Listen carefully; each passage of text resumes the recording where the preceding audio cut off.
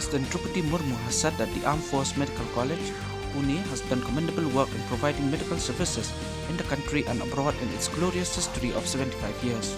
She was speaking while awarding the President's Scholar in the college in Pune today.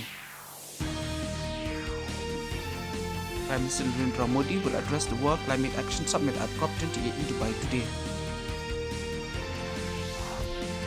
Union Electronics and IT Minister Ashwani Vaishnaw inaugurated a new factory of DSOC technology in Noida, Uttar Pradesh yesterday to boost the local smartphone ecosystem.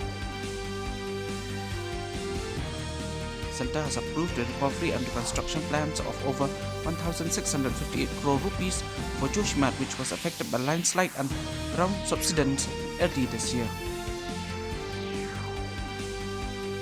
India and Australia will lock horns today in the 4th T20 International of the 5-match series at Shahid Veer Narayan Singh International Stadium in Raipur.